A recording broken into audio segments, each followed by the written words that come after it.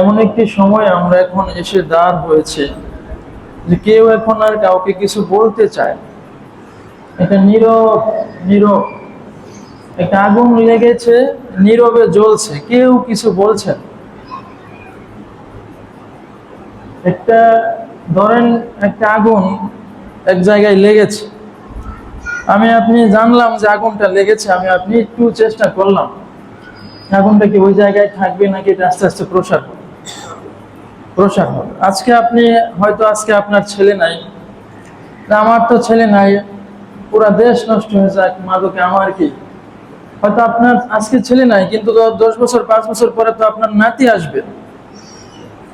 কেউ না কেউ তো একটা পরিবারের আছে এই সমাজে, আজকে না হোক 2 বছর পরে হোক, আজকে তারটা আক্রান্ত হয়েছে, পরে তো আমারটা আক্রান্ত হতে পারে। এটা খুবই খুবই একটা পসিবিলিটি হবে এটা। তো এইটা এত ভাবে যে প্রসারিত হয়, ব্যক্তিগতভাবে আমি এটা এতদিন জানতাম না যে আমাদের এলাকাতেও এটা এতভাবে প্রসার হচ্ছে। তো এখন একটু জানাশোনা করে দেখি যে না, প্রায় বাংলাদেশের সব গ্রামেই, আগে তো এটা বেশিরভাগ শহর কেন্দ্রিক ছিল, এখন এটা ইদানিং গ্রাম কেন্দ্রিক হয়েছে। শহরে তো আছেই, গ্রামেও ঢুকে পড়েছে এবং প্রায় সব গ্রামেই এটা একটা ভয়াবহ আকার ধারণ করেছে। যেহেতু আমরা সমাজবদ্ধভাবে বসবাস করি, আমাদের প্রত্যেকের দায়িত্ব রয়েছে। এজন্য আজকে খুতবার এই বিষয়টি নির্ধারণ করেছি যে মাদক প্রসারের ভয়াবহতা। যখন মাদক প্রসার লাভ করে তখন এটার একটা মারাত্মক প্রভাব, কি ধরনের প্রভাব, কি হয়, আমরা কে কি করতে পারি, ব্যক্তিগতভাবে আমাদের দায়িত্ব কি, পারিবারিকভাবে পরিবার হিসেবে আমাদের দায়িত্ব কি, সমাজ হিসেবে সামাজিক হিসেবে আমাদের দায়িত্ব কি, এই সমস্ত বিষয় নিয়ে একটু সংক্ষিপ্ত আলোচনার চেষ্টা করবো ইনশাল্লাহ যতটুকু পারা যায়। সবচেয়ে বড় বিষয় হচ্ছে যে আমরা প্রত্যেকেই দায়িত্বশীল। কুল্লুকুম রাইন ওয়া কুল্লুকুম মাসউলুন। তোমরা প্রত্যেকেই যার যার অবস্থান থেকে দায়িত্বশীল এবং প্রত্যেককেই তার তার দায়িত্ব থেকে তাকে জিজ্ঞেস করা। প্রত্যেকেই, আপনি পিতা আপনি দায়িত্বশীল, আপনি চাচা আপনিও দায়িত্বশীল, আপনি সমাজের একজন বুদ্ধিমান ব্যক্তি, আল্লাহ আপনাকে জ্ঞান বুদ্ধি দিয়েছে, আপনিও দায়িত্বশীল। আমরা প্রত্যেকেই যার যার অবস্থান থেকে কোনো না একটা কোনোভাবে আমরা দায়িত্বশীল। তো যেহেতু আমরা দায়িত্বশীল, আল্লাহ যেহেতু দায়িত্ব সম্পর্কে জিজ্ঞেস করবেন, সেহেতু এইটা কিভাবেই চলবে, আমরাই সব মানুষকে সমাজে মরে গেছি, এভাবেই চলবে। একটু কি জনসচেতনতা তৈরি করা যায় না? একটু কি আমরা চেষ্টা করতে পারি না? হোক আর না হোক চেষ্টা তো করতে পারি। ধরেন ভালো হবে না, না হোক, কিন্তু আমরা তো চেষ্টা করতে পারি। আমরা তো বলতে পারবো যে আল্লাহ, আমি আপনার সন্তুষ্টির জন্য আমার অবস্থান থেকে এইটা করার আমি চেষ্টা করেছিলাম, অন্তত এইটা তো আমরা বলতে পারবো। সম্মানিত উপস্থিতি, তাহলে আজকে খুতবার যে বিষয় নির্ধারণ করেছে তা হচ্ছে মাদক প্রসারের ভয়াবহতা। এটা এমন এক মারাত্মক সমস্যা, এটা যদি ব্যক্তির মধ্যে থাকতো তাইলে একটা কথা ছিল, এটা শুধু ব্যক্তির মধ্যে থাকে না। প্রথমে মনে হয় ব্যক্তি, কিন্তু পরে পারিবারিক অশান্তি নিয়ে আসে, পুরা একটা পরিবার নষ্ট করে দেওয়ার জন্য, পুরা একটা পরিবারের শান্তি নষ্ট করে দেওয়ার জন্য। একটা মানুষ যখন মনে অশান্তি থাকে তখন সালাতে দাঁড়িয়ে কোনোভাবেই তার একাগ্রতা আসবে না, এটা কোনোদিন সম্ভব না। একটা মানুষ মনের দিক থেকে যদি শান্তি না থাকে, স্থির না থাকে, অশান্ত থাকে, টেনশন থাকে, পেরেশানিতে থাকে, এই লোক যতই নামাজে গিয়ে দাঁড়ায় মনোনিবেশ করার চেষ্টা করুক, তার নামাজে বা কোনো এবাদতে মনোনিবেশ আসে না। খুবই সমস্যা। এবাদতে মনোনিবেশ আনার জন্য, আল্লাহর প্রতি একনিষ্ঠতা আনার জন্য প্রথম যেটা দরকার, অন্তরের প্রশান্তি, টেনশন মুক্ত অন্তর। সম্মানিত উপস্থিতি, তাহলে মাদকের যে সমস্যাটা, এটা শুধু ব্যক্তির কাছে থাকে না, এটা একটা পরিবারের মধ্যে যায়। পুরো একটা পরিবার, যদি পরিবার থাকতো শুধু তাও না, একটা কথা ছিল না, যে ছেলেটা মাদকে আক্রান্ত হয়েছে, ইদানিং মেয়েরাও মাদকে আক্রান্ত হচ্ছে। যে ছেলেটা মাদকে আক্রান্ত হয়েছে, কোনো না কোনো ভাবে তার বাবা তাকে বিয়ে করাবে, মিথ্যা কথা বলে হোক, যেভাবেই হোক, এটাকে কোনো না কোনো ভাবে বিয়ে করাবে। এবং ধরেন এই অভ্যাসটা তার রয়ে গেল, এখন এর বংশ থেকে তো পরবর্তীতে সন্তানরা আসবে। এমন কোনো নজির নাই যে ছেলেটা মাদকে আসক্ত হয়েছে তার সন্তান ভালো হয়ে গেছে বা তার সন্তান একটা ভালো জায়গায় ভালো পরিবেশে পাচ্ছে, এরকম নজির নাই, খুবই খুবই কম, নাই। কারণ প্রত্যেক দিন এই বাচ্চাটা দেখে তার আব্বা আম্মা ঝগড়া করছে, প্রত্যেক দিন টাকার জন্য মারামারি হয়। এই বাচ্চার সাথে বাবা যে একটা ভালো করে কথা বলবে, পিতার যে স্নেহ, আল্লাহ যে পিতাকে দিয়েছেন গার্জিয়ান হিসেবে, আল্লাহ যে পিতাকে দিয়েছেন অভিভাবক হিসেবে, বাবার আদর, বাবার যে স্নেহ, এটা একজন মানুষের জীবনে কি যে গুরুত্বপূর্ণ, এটা ভুক্তভোগী সে বোঝে এটা কতটা গুরুত্বপূর্ণ। সম্মানিত উপস্থিতি, এই সন্তানটা, এই বাচ্চা দুইটাও মানুষ হয় না, ওটার একটা প্রভাব পুরা সমাজের মধ্যে একটা প্রভাব পড়ে। ছিনতাই, ডাকাতি, চুরি, এই ধরনের অপরাধ বেড়ে যায়, নানান রকমের সমস্যা হয়। যেহেতু এই সমস্যাটা একা একজনের না, আমরা একটা ভুল করি, আমরা মনে করি অমুকের ছেলে খাক, এটা খারাপ, এটা খেয়ে নষ্ট হোক, এটা আল্লাহ তার উপর একটা শাস্তি দিয়েছে। এই যে আমরা ধারণাটা করি, এইটা একটা ভুল ধারণা। এটা সমস্যাটা তার একা না। প্রথমে আমাদের এটা বুঝতে হবে সমস্যাটা আমাদের সবার, সমস্যাটা সমাজের সবার, সমস্যাটা আমার, আপনার। আমরা মুসলিম, আমার এক ভাই এইভাবে আক্রান্ত হচ্ছে, সমস্যাটা আমাদের। তো আমরা এইটা মনে করে আমরা ওইভাবেই নিজেকে গোটায় রাখি। সম্মানিত উপস্থিত, অনেক সময় এই পরিবারের বাবারাও লজ্জা পায়, মানুষের সামনে তার ছেলের বিষয়ে বলতে লজ্জা পায়। আপনি আজকে লুকায় রাখছেন, কালকে লুকাচ্ছেন, কয়দিন লুকাবেন? কয়দিন লুকাবেন? একজন এসে আপনাকে বললো যে তোমার ছেলে এটা, আপনি তার সাথে রাগ করে ফেলছেন। আপনি রাগ করলেই লাভটা কি? রাগ করলে কি আপনার ছেলে ভালো হয়ে যাবে? তাহলে আপনি কেন তার সাথে রাগটা করলেন? আপনি দোষটা স্বীকার করেন যে আমি তো চেষ্টা করি, পাই না। অনেক ক্ষেত্রে আমরা স্বীকার না করে উল্টা যিনি আসেন বলতে, তাকে আরো আমরা ধমক টমক দিয়ে দিই, আর আমরা বলার সময়ও অনেক সময় খেয়াল করি না।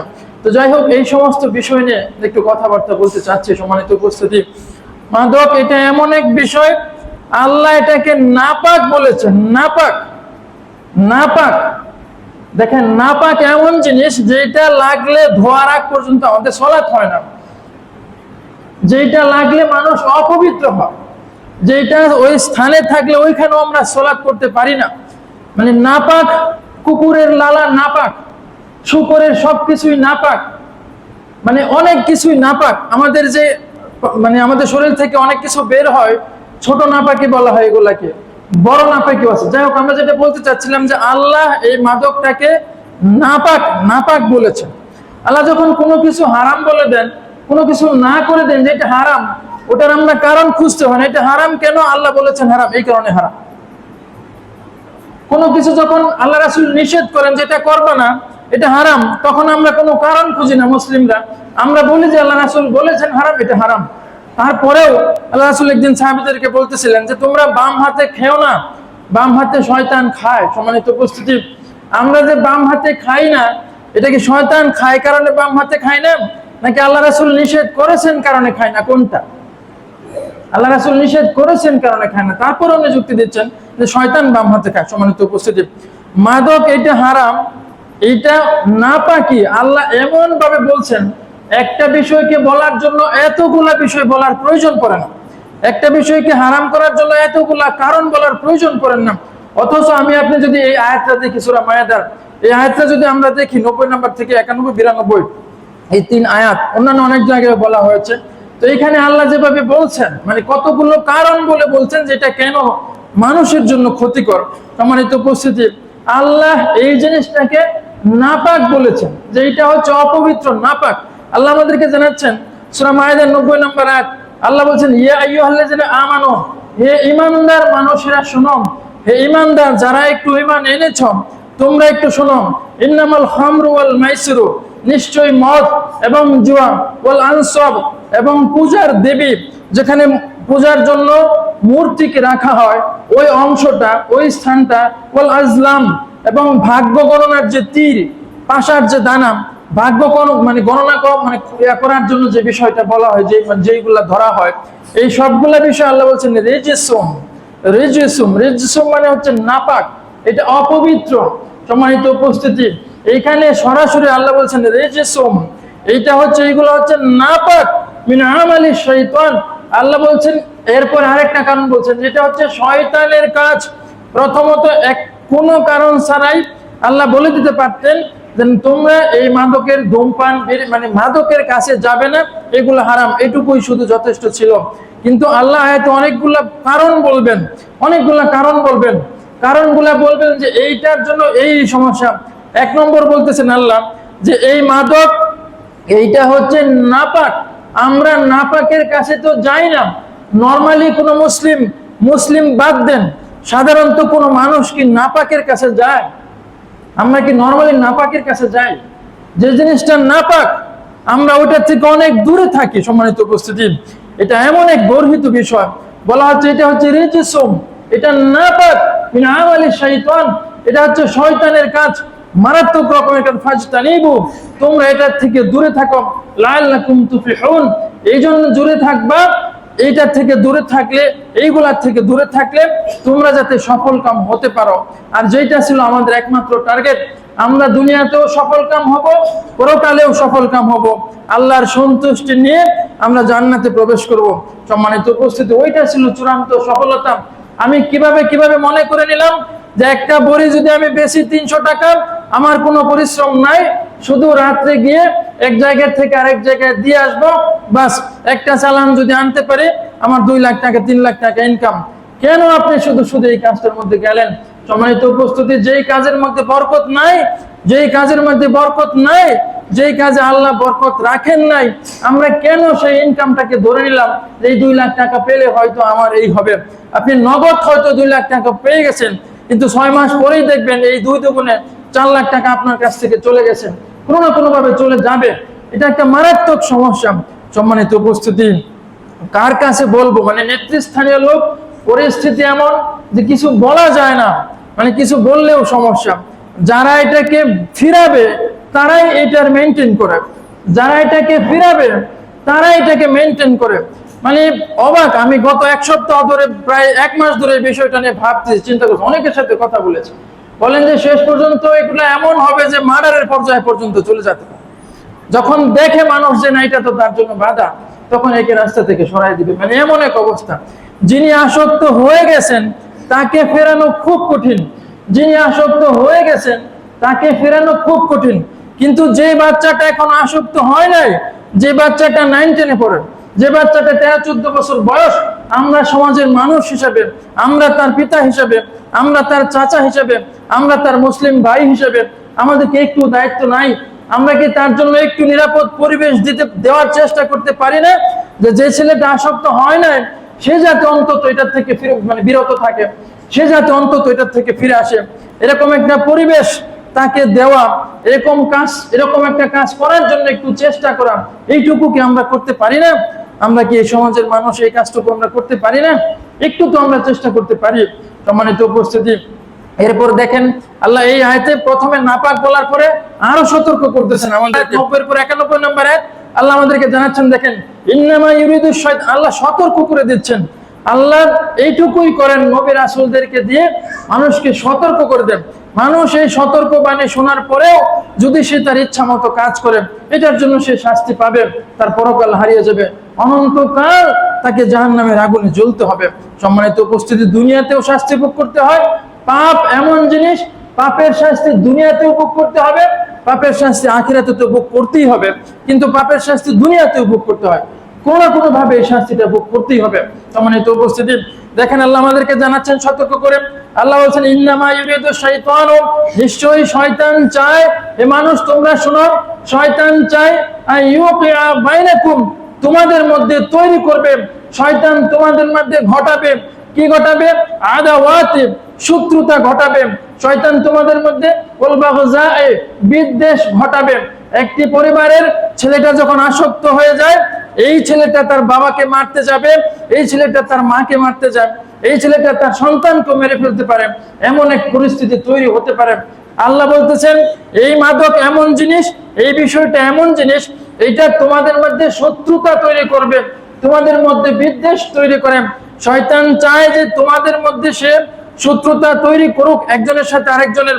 তোমাদের এই সামাজিক জীবন, পারিবারিক জীবন, রাষ্ট্রীয় জীবন, একজনের সাথে আরেকজনের শত্রুতা, একজনের সাথে আরেকজনের বিদ্বেষ, এইটা লাগায় রাখতে চায়। এইটাই শয়তানের উদ্দেশ্য। কিসের মাধ্যমে লাগায় রাখতে চায়? 2টা যন্ত্রের কথা আল্লাহ জানালেন। আল্লাহ বলছেন ফিল খামরি ওয়াল মাইসিরি, মদ এবং জুয়ার মাধ্যমে, ফিল খামরি মদ খাওয়ানোর মাধ্যমে, ওয়াল মাইসির এবং জুয়ার মাধ্যমে। যখনই জুয়াতে যাবে প্রথম ভালো, হঠাৎ করে দেখবেন লেগে গেছে, একজনের সাথে আরেকজনের শত্রুতা, একজনের সাথে আরেকজনের বিদ্বেষ। সম্মানিত উপস্থিতি, আল্লাহ মানুষকে সতর্ক করছেন যে শয়তান চায় তোমাদের একজনের সাথে আরেকজনের শত্রুতা তৈরি করতে, তোমাদের একজনের সাথে আরেকজনের বিদ্বেষ তৈরি করতে, এই মদ এবং জুয়ার মাধ্যমে, এই দুইটাতে তোমরা যদি যাও। এরপরে আল্লাহ বলছেন ওয়ায়াসুদ্দাকুম আন যিকরিল্লাহ ওয়ায়াসুদ্দাকুম আন যিকরিল্লাহ, এবং শয়তান চায় সে যাতে তোমাদেরকে আল্লাহর স্মরণ থেকে দূরে রাখতে পারে। এইটাই সবচেয়ে বড় সফলতা।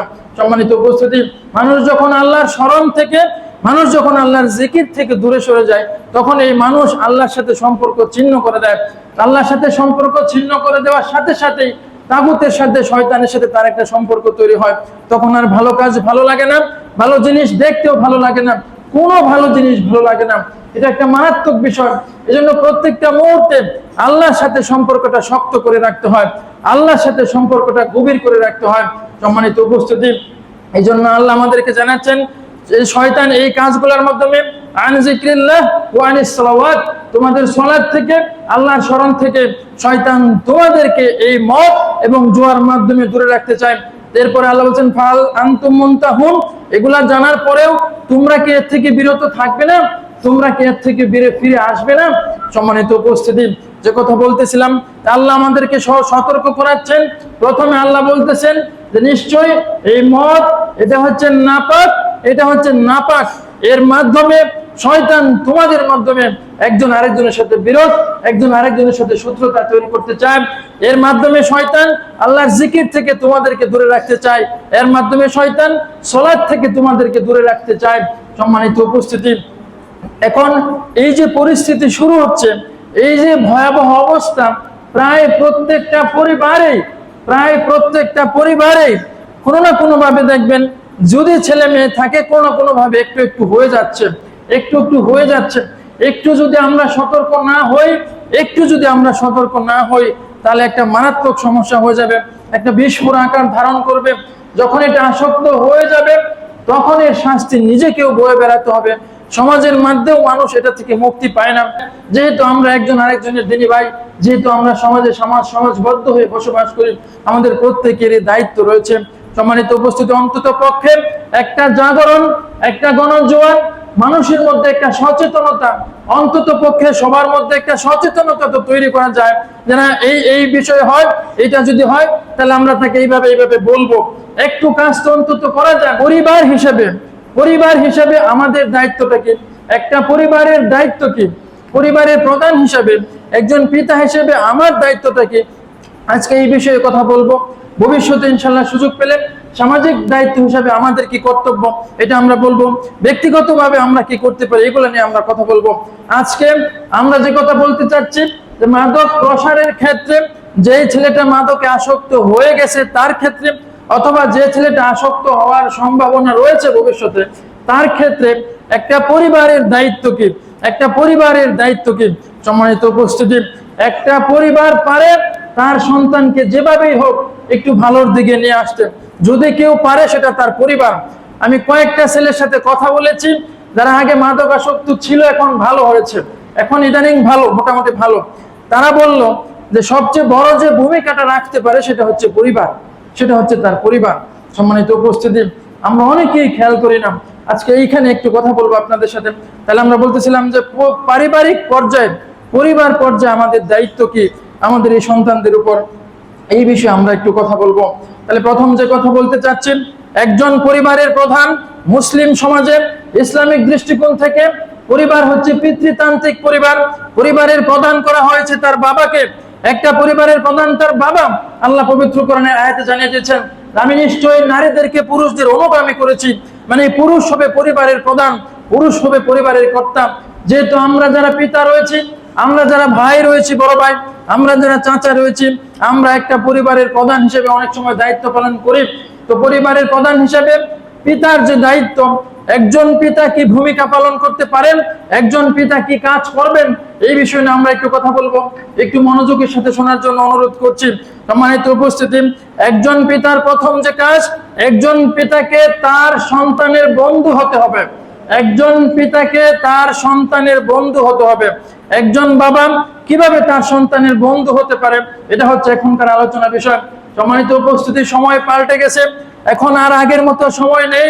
আগে আমরা বলে দিতাম এটা কর, এখন বাচ্চাদের সাথে সেইভাবে কথা বলা যায় না। এখন তাদের সাথে ফ্রেন্ডশিপ বন্ধুত্ব স্থাপন করতে হবে, এখন তার সাথে মিশতে হয়, তার সাথে মিশে তার পিঠে হাত দিয়ে বাবা বলে সে যাতে মনে করে আপনি তার বাবা, আপনি তার বন্ধু, তার সমস্ত কথা আপনার সাথে সে নির্দ্বিধায় বলতে পারেন। এইরকম একজন বাবা হওয়ার কিছু চেষ্টা আমরা করতে পারি। তাহলে আমরা বলতেছিলাম যে পরিবারের দায়িত্ব হিসাবে প্রথম দায়িত্ব হচ্ছে বাবার। বাবা যে কাজটা করতে পারে কি, বাবা তার ছেলের সাথে বন্ধু হবে। একজন বাবা, একজন পিতা কিভাবে তার ছেলের বন্ধু হতে পারে, এই বিষয়ের প্রথম কাজ হচ্ছে পিতার সন্তানের কথা মনোযোগ দিয়ে শোনা। আপনারা একটু আমার কথাটা ভালো করে শোনার চেষ্টা করবেন। প্রথম কাজ হচ্ছে সন্তানের কথাটা মনোযোগ দিয়ে শোনা। আমরা অনেক সময় পিতারা, আমরা যারা বাবা, আমরা সন্তানের কথা মনোযোগ দিয়ে শুনি না। সে আসছে আমার সাথে একটা কথা বলার জন্য, স্কুলে তার কোনো একটা সমস্যা হয়েছে, অথবা এমনিও কোনো না কোনো ভাবে সে একটা মানসিক ঝড়, একটা অশান্তিতে রয়েছে। তার বয়স হোক 16, তার বয়স হোক 10, সেও তো একটা মানুষ, তার একটা মনোজগৎ রয়েছে, তার একটা চিন্তা রয়েছে, তার একটা কষ্ট রয়েছে, তার কোনো একটা কথা থাকতে পারে। সে যখন আমার সাথে কথাটা বলতে আসে, আমি বলি যা যা যা, এই কি শুনবো এগুলো। মানে আমরা পিতা হিসেবে প্রথমেই তাকে রিজেক্ট করে দেই, তাকে পাত্তা দিতে চাই না, তাকে গুরুত্ব দিতে চাই না। 1 নম্বর কাজ, প্রথমে সন্তানের কথাটা মনোযোগ দিয়ে শুনতে হবে। সে আপনার কাছে কি বলতে আসছে, আপনি পুরো কথাটা মনোযোগ দিয়ে শুনুন, মাঝখানে বাধা দিবেন না, তাকে থামিয়ে দিবেন না, তাকে আটকে দিবেন না, তার পুরো কথাটা ভালো করে শুনুন। শোনার পরে সে যে অনুভূতি নিয়ে আসছে, সে একটা ফিলিংস নিয়ে আসছে, তার ভিতরের একটা জগৎ, ওইটা আপনাকে একটু বুঝতে হবে। তার অনুভূতিটাকে মূল্যায়ন করতে হবে, তার অনুভূতিটাকে দাম দিতে হবে, তার অনুভূতিটাকে গুরুত্ব দিতে হবে। সম্মানিত উপস্থিতি, আমার নিজের চোখের দেখা, আমি দেখেছি প্রাইভেটের টাকা দিতে হবে, সে তার বাবার কাছে টাকা চায়, বাবা গরিবসি করে, এই করে সেই করে, শেষ পর্যন্ত এটা রাগ করে আর প্রাইভেট পড়াই বাদ দিয়ে দিল। আমরা তখন মনে হলো যে যদি তার বাবা এই ছেলেটার সাথে ফ্রেন্ডলি কথা বলতো, একটু যদি মিশতো, এই ছেলেটা অনেক ভালো হয়ে যেতে পারতো। সম্মানিত উপস্থিতি, মানুষের যখন বয়স কম থাকে, এরা তো ভুল করবেই, ভুল করার বয়স এটা, এরা ভুল পথে যাবে, এরা ভুল সিদ্ধান্ত নেবে, এরা ইমোশনে চলবে। কিন্তু তার ভুলটা তাকে আমার ধরিয়ে দিতে হবে এবং তাকে সংশোধন করার পথটা হাত ধরে ধরে তাকে আমাকে শেখাতে হবে। যেহেতু আমি বাবা, আমি যেভাবে তাকে হাত ধরে ধরে হাঁটা শিখিয়েছিলাম, আঙ্গুলে ধরে ধরে তাকে যেভাবে হাঁটা শিখিয়েছি, তার জীবনে যখন প্রথম জীবনে সে ভুল করতে চাইবে, তখন তার সামনে ওই রকম জ্ঞান নিয়ে, ওরকম গুরুত্ব নিয়ে আমাকে দাঁড়াতে হবে। তাহলে আমরা বলতেছিলাম একজন বাবা কিভাবে তার সন্তানের বন্ধু হতে পারে। প্রথম, একজন বাবা তার সন্তানের বন্ধু হওয়ার জন্য প্রথম যে কাজটা করবে, তার সন্তানের কথাটা মনোযোগ দিয়ে শুনতে হবে।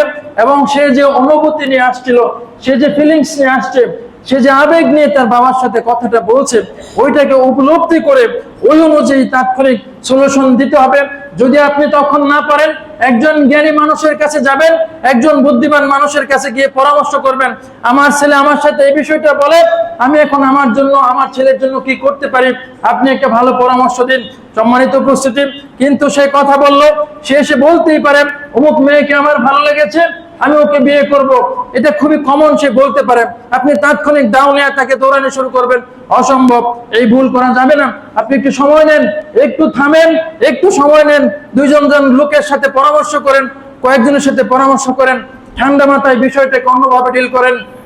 কিন্তু আপনি যদি 10 জন মানুষের সামনে তাকে বলেন পরবার দিছি পড়ার একটা আরেকবার মেয়ের পিছে গোস, সে শরম পাবে, লজ্জা পাবে, তার সিক্রেট বিষয়টা, গোপন বিষয়টা আপনি মানুষের সামনে প্রকাশ করে দিয়ে তাকে অপমান করেছেন। সেও একজন ব্যক্তি, এটা ভুলে গেলে চলবে না। হোক তার বয়স ছোট, হোক তার বয়স কম, হোক সে বয়স আপনার থেকে অনেক ছোট, কিন্তু সে একজন ব্যক্তি, তার একটা আত্মসম্মান রয়েছে। প্রত্যেকটা মানুষের, ছোট হোক বড় হোক, তার আত্মসম্মান রয়েছে। বাচ্চাদের আত্মসম্মানে আঘাত করা যায় না। আপনাকে আত্মসম্মানে আঘাত করলে আপনি যেমন কষ্ট পান, একজন রিকশাওয়ালাকে আত্মসম্মানে আঘাত করলে যেমন কষ্ট পায়, একজন বাচ্চার মনোজগৎ রয়েছে, তাকে আত্মসম্মানে আঘাত করলেও সে একইভাবে এটা সে মনের মধ্যে পুষে রাখে, আর আপনার সাথে আসবে না, আপনার সাথে আর মিশবে না, কোনোদিন আর আপনার সাথে কথা বলতে চাইবে না ফ্রিলি। তখন সে অন্যভাবে খুঁজবে। কেউ একজন বললো একটা টান দে, সে একদিন কৌতূহলের বসে টান দিল, একদিন, 2 দিন, 3 দিন, আপনার থেকে যে দূরে সরে গেছেন, তখন আরেকজন খারাপ মানুষ থেকে কাছে টেনে নেবে। সম্মানিত উপস্থিতি, তাহলে একজন পিতা হওয়ার জন্য, একজন পিতা সন্তানের বন্ধু হওয়ার জন্য প্রথম যে কাজটা বলেছিলাম, সন্তানের কথা মনোযোগ দিয়ে শুনতে হবে, মনোযোগ দিয়ে শুনতে হবে, মনোযোগ দিয়ে শুনতে হবে এবং তার অনুভূতিকে মূল্যায়ন করতে হবে, অনুভূতিকে গুরুত্ব দিতে হবে, বুদ্ধির সাথে, হিকমতের সাথে, প্রজ্ঞার সাথে ওই বিষয়টা ম্যানেজ করতে হবে, হ্যান্ডেল করতে হবে। রাগারাগি করে সমস্যার সমাধান এই যুগে করা যায় না। একজন পিতা সন্তানের বন্ধু হতে গেলে পরে যে কাজ, একসাথে সময় কাটানো, একসাথে সময় কাটানো, সন্তানের সাথে একসাথে সময় কাটাতে হবে। এইখানে আমরা যারা উপস্থিত আছি, সত্যি করে বলেন তো, সত্যি করে বলেন, আমরা কি সন্তানের সাথে একসাথে বসে আধা ঘন্টা সময় দিয়েছি? আমরা কি সন্তানের সাথে একসাথে বসে আধা ঘন্টা সময় দেই? আমরা একসাথে বসে আধা ঘন্টা সময় দেই না। সম্মানিত উপস্থিতি, খুবই গুরুত্বপূর্ণ কাজ। বর্তমান সময়ে এটা একটা মহামারী আকার ধারণ করেছেন। আমরা সন্তানকে টাকা দিয়ে দেই, আমরা সন্তানকে মোবাইল দিয়ে দেই, কিন্তু আমরা সন্তানের সাথে বসে একটু কথা বলি না। আমরা সন্তানকে নিয়ে কোথায় বেড়াতে যাই না। একটা সময় ছিল বাপ মা সন্তান সব মিলে নানির বাড়িতে গিয়ে এক সপ্তাহ থেকে আসতো। সম্মানিত উপস্থিতি, বাবা তার ছেলেকে বলতো, বাবা চলো একটু এই যাই ওই যাই, কি সুন্দর করে কথা হতো। এক সময় ছিল মানুষ এরকম, অনেক বাবারা এরকম করেন। সম্মানিত উপস্থিতি, সন্তানের বন্ধু হতে গেলে তাকে সময় দিতে হবে। আপনি প্রত্যেক দিন অন্তত 30 থেকে 40 মিনিট, অন্তত 20 থেকে 30 মিনিট, আধা ঘন্টা সময় এই সন্তানের সাথে খেলাধুলা করতে হবে, এই সন্তানের সাথে সময় দিতে হবে। মোবাইল ছাড়া তাকে মোবাইল দিয়ে, আপনি মোবাইল দিয়ে 20 ঘন্টা বসে থাকলে লাভ কি? মোবাইল না দিয়ে এই সন্তানের সাথে প্রত্যেক দিন কমপক্ষে আধা ঘন্টা সময় দিতে হবে। অন্তত পক্ষে একসাথে খেতে হবে, অন্তত পক্ষে একসাথে খেতে হবে, অন্তত পক্ষে একসাথে খেতে হবে। একটা সময় ছিল নাস্তা সকালের বাপ ছেলে মিলে সবাই করতো। সম্মানিত উপস্থিতি, আমরা এখন ব্যস্ত, সন্তানের সাথে বসতে চাই না। অন্তত রাতের খাবারটা আপনার ছেলেকে ডাক দেন, আব্বু একটু এদিকে আসো, আপনি ভালো করে ডাক দেন, আপনি ডাক দেন সুন্দর করে। বাবা যখন সন্তানকে ডাক দেয় সুন্দর করে, এই সন্তান দূরে থাকে বলে আপনার মনে হয়? সম্মানিত উপস্থিতি, আমার আব্বা খুব শিক্ষিত ছিলেন না, আমার বাবা মারা গেছে, খুব শিক্ষিত ছিলেন না, কিন্তু এমন ভাবে মাঝে মাঝে এমন ভাবে ডাক দিতেন, মনে হয় মন গলে যেত। আপনি আপনার সন্তানকে একটু ডাক দেন, নরম গলায় আব্বা বলে ডাক দেন, একটু বলেন, আপনার পাশে বসায় একটু তার কাঁধে হাত দেন, একটু কাঁধে হাত দিয়ে একটু বলেন, বাবা কি হয়েছে, তোমার সমস্যা কি, কেন এরকম করতেছে, একটু বলো। আপনি খালি এইভাবে নরম করে কথাটা বলে দেখেন। আদেশে সব সময় কাজ হয় না, উপদেশ আদেশে কাজ হয় না, পরামর্শ দেওয়া, পরামর্শ, এটা যদি করো বাবা এরকম হবে, এটা যদি করো এরকম হবে। আপনি দেখেন নাই লোকমান হাকিম তার ছেলেকে কি বলছে বারবার, ইয়া বুনাইয়া, ইয়া বুনাইয়া, কি সুন্দর করে ডাকতেছে, ইয়া বুনাইয়া, হে আমার ছেলে, হে আমার সন্তান। আমাদের তো ডকুমেন্ট রয়েছে, আমাদের উদাহরণ রয়েছে, ডাক দিচ্ছি ইয়া বুনাইয়া লা তুশরিক বিল্লাহি শাইআ ইন্না শিরকা লাযুলমুন আযীম। এই কথা বলার দরকার কি? ডাইরেক্ট অর্ডার মারলেই তো হতো, শিরক করিস না, এভাবে তো অর্ডার দিলে হতো। কোরআনের ভাষাটা এরকম না। এখানে কিন্তু আল্লাহ তার মতো করে বলেন নাই। আল্লাহ লুকমানের কথাটা হুবহু এখানে কোট করে রেখে দিয়েছেন। লুকমান তার ছেলেকে এইভাবে বলেছিল, এই কথাটা আল্লাহ এখানে কোট করে রেখে দিয়েছেন, একটা সূরায় নাজিল করে দিয়েছেন, সূরা লুকমান। সম্মানিত উপস্থিতি, একটু সুন্দর করে ডাক দিয়েছে, ইয়া বুনাইয়া লা তুশরিক বিল্লাহি শাইআ, লা তুশরিক বিল্লাহ ইন্না শিরকা লাযুলমুন আযীম। তাকে বোঝাচ্ছে ইন্না শিরকা লাযুলমুন আযীম, শিরক বিরাট বড় সমস্যা। তাকে উপদেশ দিচ্ছে, তাকে পরামর্শ দিচ্ছে, আদেশ দিচ্ছে না। সম্মানিত উপস্থিতি, আপনার সন্তানকে ডাক দেন। আপনি বাবা, ডাক দিয়ে রাত্রে তাকে নিয়ে খেতে বসেন। আপনার সাথে সে কথা বলতে চায় না, না চাক, আপনি রাগ করবেন না, আপনি তাকে ডাক দেন। সকাল দুপুর রাত 3 বেলায় ছেলেকে নিয়ে একসাথে বসে খান। আপনি তার পিঠে হাত বোলান, নরম সুরে, করুণ ভাবে আপনি তাকে বলেন যে বাবা, আমি তো কোনো অন্যায় করিনি, তুমি কেন আমাকে এভাবে কষ্ট দিবা, একটু যদি দেখো, একটু চিন্তা করে। তাকে আপনি পরামর্শ দেন, তাকে আদেশ দেওয়ার দরকার নাই, তাকে আপনি উপদেশ, নসিহা, পরামর্শ দেন। সে মন চাইলে আপনার পরামর্শ মানুক, মন চাইলে আপনার পরামর্শ না মানুক, কিন্তু আপনি তার সাথে এইভাবে বসেন। তাহলে প্রথম যে কাজটা বলতেছিলাম, সন্তানকে সময় দিতে হবে, বাধ্যতামূলক মিনিমাম প্রত্যেকদিন আধা ঘন্টা সময় আপনার সন্তানের সাথে আপনাকে খেলাধুলা করতে হবে। মাঝে মাঝে তাকে নিয়ে কোথাও বেড়াতে যেতে হবে, কোনো কাজ নাই, বলেন বাবা চলো আজকে 2 বাপ বেটা বাজারে যাব, আজকে 2 বাপ বেটা ত্রিশাল যাব, আজকে 2 বাপ বেটা ময়মনসিংহ যাব, আমার ডাক্তার দেখাইতে হবে, এমনিতেই তুমি আমার সাথে চলো, কাপড় কিনতে যাবেন আমার সাথে চলো, একটু বাজার করতে যাবেন আমার সাথে চলো। আপনার সাথে আপনার সন্তানের আন্তরিকতা বাড়ান, আপনার সাথে যদি বন্ধুত্ব হয়, সে একটা খারাপ মানুষের সাথে সহজে বন্ধু পাতবে না। সন্তানদেরকে সময় না দিয়ে আমরা চাষতলে টিভির সামনে গিয়ে বসে রয়েছি। কেন আপনার ভবিষ্যৎ নষ্ট করে আপনি কি ওখানে বসে থাকছেন? সম্মানিত উপস্থিতি, যেই সময়টা চাষতলে দিচ্ছি সেই সময়টা আমি আমার সন্তানের সাথে বসি না। আপনি বলেন আমি মূর্খ, আমি কিছু বুঝি না, ওকে পরে আমি কি বুঝবো? আরে ওর পরে আপনাকে বুঝতে হবে কেন? ও পড়তেছে, আপনি তার সাথে টেবিলে বসে থাকেন। আপনার ছেলে পড়তেছে, আপনি তাকে তাকে দেখেন, এটাও তো একটা শান্তি। আমার ছেলে আমার সামনে পড়তেছে, একদিন এই ছেলে বড় হবে, একদিন এই ছেলে মানুষ হবে, এই ছেলে একদিন আপনার সম্মানের কারণ হবে। এটা দেখতেও তো একটা শান্তি লাগে। পিতাদের একটা এরকম স্বপ্ন থাকে। সম্মানিত উপস্থিতি, শুধু টাকা আপনি দিয়ে দিলেন, এটা দিতে হয় না। শুধু টাকা দিয়ে দিলেন, এটা দিয়ে হয় না। আপনি আদর করে তাকে ডাক দেন। সম্মানিত উপস্থিতি, আমরা বলতেছিলাম যে একজন পিতাকে তার সন্তানের বন্ধু হতে হবে। প্রথম কাজ, একজন পিতাকে তার সন্তানের বন্ধু হতে হবে। তো বন্ধু হওয়ার জন্য আমরা 1 নম্বর বলছিলাম যে আপনি সন্তানের কথা মনোযোগ দিয়ে শুনবেন। দ্বিতীয় কথা আমরা বলতেছিলাম তার সাথে সময় কাটাতে হবে।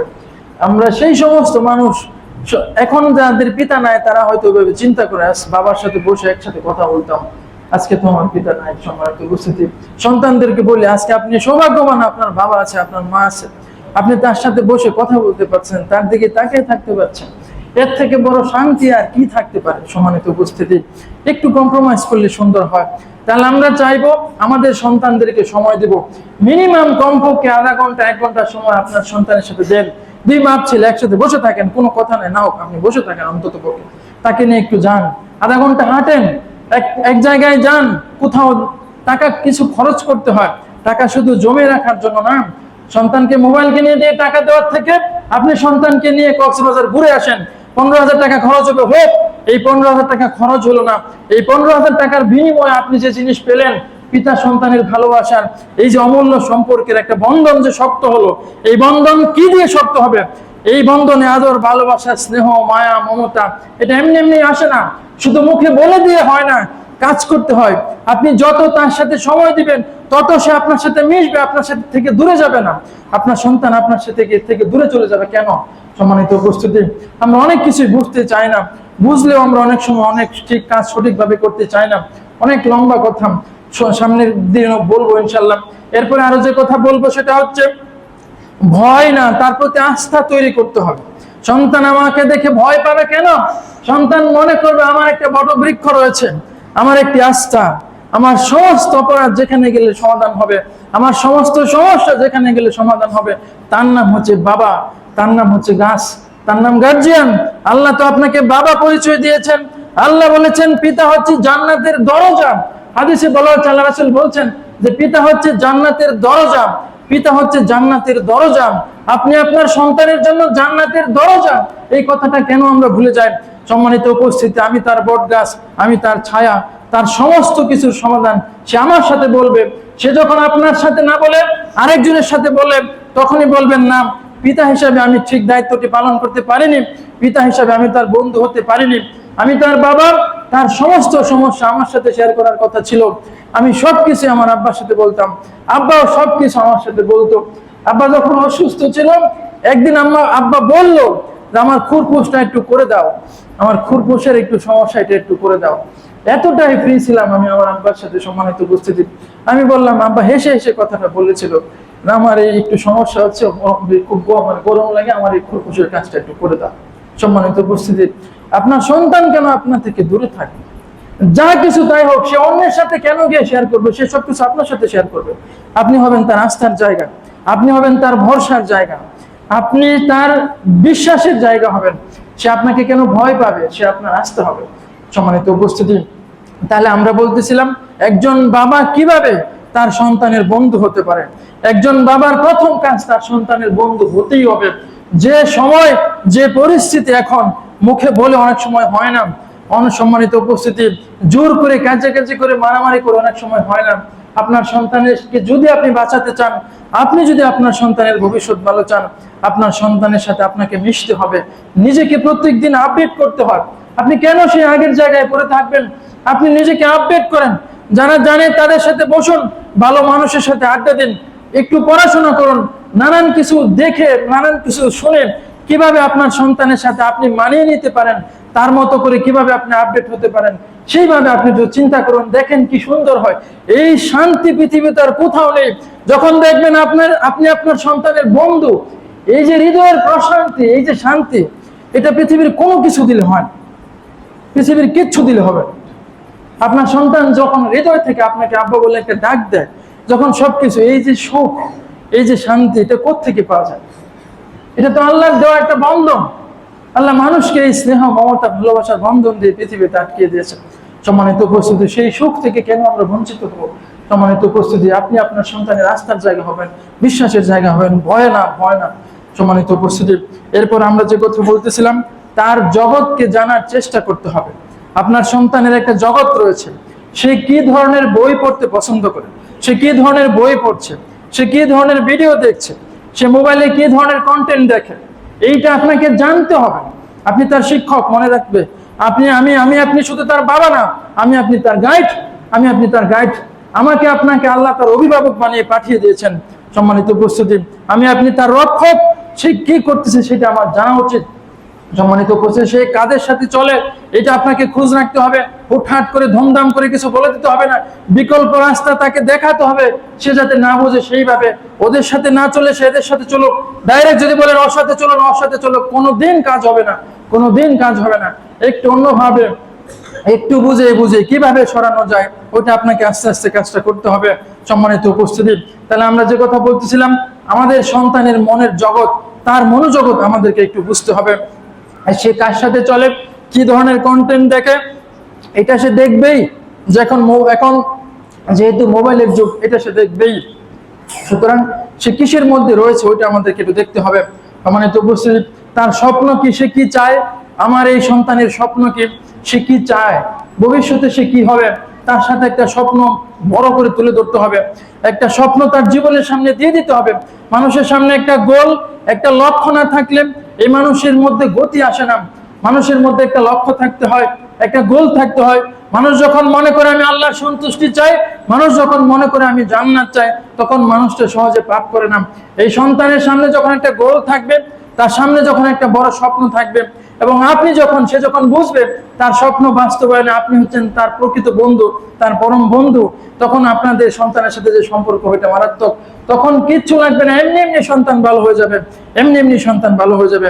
সম্মানিত উপস্থিতি, তাহলে আমরা যে কথা বলতেছিলাম, অনেক সময় নিজের ভুল স্বীকার করতে হবে। আমরা পিতারা সব সময় অনেক সময় গাওরামি করি। কেন আপনি গাওরামি করেন? আপনি তো মানুষ, আপনার তো ভুল হতে পারে। আমি পিতা, তাই বলে আমার সমস্ত সিদ্ধান্ত কি সঠিক? আমার সিদ্ধান্ত কি ভুল হতে পারে না? আপনি যখন বুঝলেন যে আপনার সিদ্ধান্তটা ভুল হয়েছিল, আপনি আপনার ছেলেকে ডাক দেন, বলে বসেন, বাবা আমি সরি, আমার ভুল হয়ে গেছিল, আমি দুঃখিত, তুমি আমার প্রতি মনে কিছু রেখো না, এখন থেকে চলো এভাবে কাজটা করি। আপনি আপনার ভুলটাকে সন্তানের সামনে স্বীকার করেন। আপনি গাওরামি করে, ঠেনামি করে বসে থাকবেন না। যেহেতু আমরা মানুষ, আমাদের ভুল হতেই পারে। আপনার যদি কোনো সময় মনে হয় যে না, আমার তো এই কাজটা ভুল হয়েছিল, আপনি আপনার সন্তানের সাথে অকপটে সেটা স্বীকার করেন, সেটা বলে দিন। এতে আপনার সন্তানের সাথে আপনার বন্ধুত্ব তৈরি হবে। এতে করে সে আপনাকে বড় ভাববে। আপনি কিন্তু তার কাছে ছোট হলেন না, আপনার প্রতি তার শ্রদ্ধা তখন বেড়ে যাবে, যে না, আমার বাবা তো সত্যকে ধারণ করেন, আপনার প্রতি তার রেসপেক্ট বেড়ে যাবে। সম্মানিত উপস্থিতি, যেই সন্তান পিতার প্রতি রেসপেক্ট বেশি, শ্রদ্ধা বেশি, ওই সন্তান সহজে নষ্ট হয় না। সম্মানিত উপস্থিতি, বাকি কথা ইনশাল্লাহ সামনের জমায় হবে। তাহলে আমরা যে কথা বলতেছিলাম, মাদকের যে প্রসার, মাদকের যে ভয়াবহতা, এইটার থেকে আমাদের এই জেনারেশনকে রক্ষা করার একটু ন্যূনতম চেষ্টা অন্তত পক্ষে সবাইকে করতে হবে। আল্লাহ আমাদের সন্তানদেরকে সুপথে ফিরিয়ে আনার তৌফিক দান করুন। আমরা আমাদের অবস্থান থেকে আমাদের দায়িত্বশীল হওয়ার তৌফিক আল্লাহ আমাদেরকে দান করুন।